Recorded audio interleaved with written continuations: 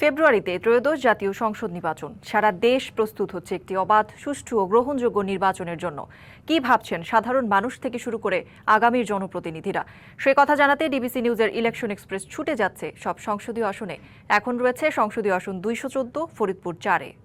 CSRM নিবেদিত DBC নিউজের বিশেষ আয়োজন ইলেকশন এক্সপ্রেসে আপনাদের স্বাগত জানাচ্ছি আমি শুভ খান। এই মুহূর্তে রয়েছি সংসদীয় আসন 214 ফরিদপুর 4। আমার সাথে যিনি যুক্ত রয়েছেন এই অঞ্চলের স্বতন্ত্র প্রার্থী স্থপতি মুজাহিদ বেগ। কেমন চলছে তার নির্বাচনী প্রচারণা, কি প্রত্যাশা দিচ্ছে ভোটারদের, কেমন প্রত্যাশা পাচ্ছেন জনগণের কাছ থেকে তিনি, এসব বিষয় নিয়ে আলোচনা হবে তার সাথে। ডিবিসি নিউজের ইলেকশন এক্সপ্রেসের পক্ষ থেকে আপনাকে স্বাগত। আপনাকে অনেক ধন্যবাদ, ডিবিসি নিউজকে ধন্যবাদ। কেমন চলছে আপনার নির্বাচনী প্রচারণা, কি কি প্রত্যাশা দিচ্ছেন সাধারণ মানুষকে? আলহামদুলিল্লাহ, আমি আপনারা ইতিমধ্যে জেনে গিয়েছেন আমি স্বতন্ত্র এমপি প্রার্থী। আসলে আমার জন্ম এই ফরিদপুর 4-এই, যেহেতু ফরিদপুর 4 আমার জন্মভূমি, প্রতিটি পরিবার এবং প্রতিটি মানুষই চায় তার জন্মভূমিকে সুন্দর করে সাজাতে, স্বপ্নের মতো করে সাজাতে। যেহেতু আমার পরিবার কখনোই রাজনীতির সাথে জড়িত ছিল না, আমি এইবার এই এলাকার মানুষের অনুরোধে আমি এবার সংসদে যাওয়ার জন্য, মানুষের ভালোবাসা নিয়ে পার্লামেন্টে যাওয়ার জন্য তারা আমাকে রিকোয়েস্ট করেছে নির্বাচনের জন্য আমি প্রতিদ্বন্দ্বিতা করি। আলহামদুলিল্লাহ, আমি নির্বাচনে আসার পরে আমার পরিবারের এই এলাকার মানুষের জন্য দীর্ঘদিনের যে অবদান এবং আমাদের যে অবদান, সবকিছু মিলে আমি তাদের মধ্যে থেকে যেই ভালোবাসা পাচ্ছি, যেই সাড়া পাচ্ছি, যদি আমি নির্বাচনের মাঠে না আসতাম আসলে আমি কখনোই বুঝতে পারতাম না এই এলাকার মানুষ, ফরিদপুর 4-এর মানুষ আমাদেরকে কতটা ভালোবাসে। আলহামদুলিল্লাহ, আমি খুবই খুশি। আমি ফরিদপুর 4-এর মানুষের উপরে কৃতজ্ঞতা স্বীকার করি যে তারা আমাকে এবং আমার পরিবারকে বুক ভরে ভালোবাসা দিয়ে যাচ্ছেন।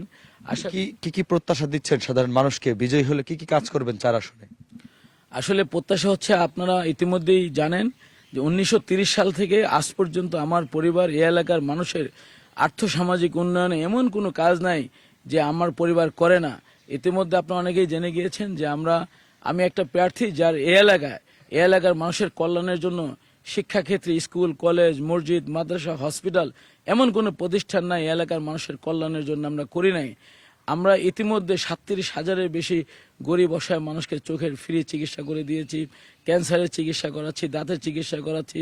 প্রতি বছর আমরা হাজার হাজার যুবকদেরকে, ছাত্রছাত্রীদেরকে উপবৃত্তি দিয়ে থাকি শিক্ষাক্ষেত্রে বিপ্লব ঘটানোর জন্য। আমার মা এবং আব্বার নামে আমাদের একটা কলেজ আছে ফরিদপুর 4-এ, যেখানে এই অঞ্চলের এবং চরাঞ্চলের মানুষের শিক্ষা ব্যবস্থাকে সহজ করার জন্য তাদের পড়ালেখা থেকে শুরু করে থাকা খাওয়া সমস্ত কিছু ফ্রি করে দিয়েছি, শুধু একমাত্র ফরিদপুর 4-এর জনগণের শিক্ষাকে অনেক দূর পর্যন্ত নিয়ে যাওয়ার জন্য। উচ্চশিক্ষা যারা করতে চায়, গরিব অসহায় মানুষ, তাদেরকে আমরা প্রতি বছর আমরা সাহায্য সহযোগিতা করে থাকি, যেন তাদের মাধ্যমে ফরিদপুর 4-কে আমরা সুন্দর করে আরো সাজাতে পারি। মাদক নিয়ে আমরা দীর্ঘদিন যাবৎ কাজ করি। যারা আমাদের এই এলাকা মাদকের ভয়াবহ সবলে আক্রান্ত, আমরা ওই মাদকাক্ত ছেলেকে আমরা তাদেরকে বুকে টেনে নেই, তাদেরকে কর্মসংস্থানের ব্যবস্থা করে দেই, তাদেরকে চাকরির ব্যবস্থা করে দেই। ওই ছেলেকে আমরা ঘৃণা করি না, আমরা মাদককে ঘৃণা করি।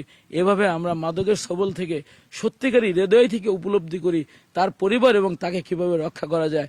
আমরা এইভাবে কাজ করে যাচ্ছি। আমরা ইতিমধ্যে বাংলাদেশের ক্রীড়াঙ্গনে ফরিদপুর জেলা আপনারা জানেন অনেক দূর এগিয়ে গিয়েছে।